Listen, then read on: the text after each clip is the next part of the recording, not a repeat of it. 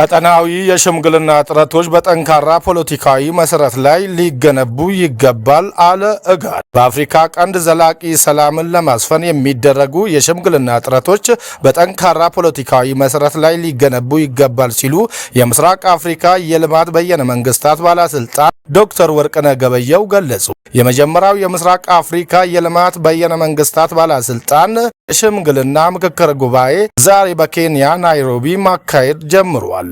ጉባኤው እየተካሄደ የሚገኘው ሽምግልናን በተከፋፈለ ዓለም ውስጥ በአዲስ መልክ መቃኘት የአፍሪካ ባለብዙ ወገን ዲፕሎማሲ ፈተናዎች በሚል መርህ ሐሳብና ጸሐፊ ዶክተር ወርቅነህ ገበየሁ የኬንያ የውጭ ጉዳይ ሚኒስትር ሙሳሊያ ሙዳቪዲና አጋር አካላት በጉባኤው ላይ ተገኝቷል።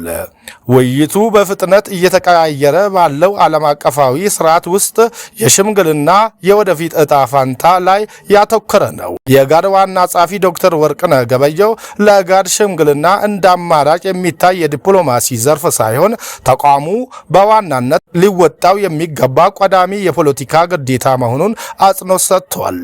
የሽምግልና ጥረቶች ፍሬ ማፍራት ወይም አለማፍራት ተቋሙ ያለውን የጋራ አመራር ብቃትና ተቋማዊ ክብደት የሚፈትን ትልቅ አጋጣሚ ነው ሲሉም ገለጹ።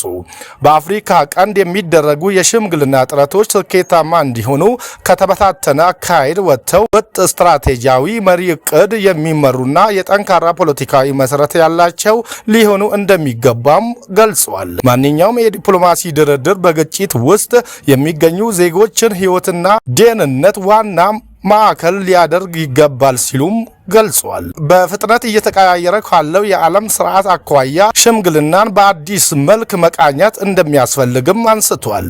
የመጀመሪያው የምስራቅ አፍሪካ የልማት በየነ መንግስታት ባለስልጣን ሽምግልና ምክክር ጉባኤ እስከ ነገ እንደሚቆይ ኤኤምኤን ከኢጋድ ሴክሬታሪያት ያገኘው መረጃ ያመለክታል።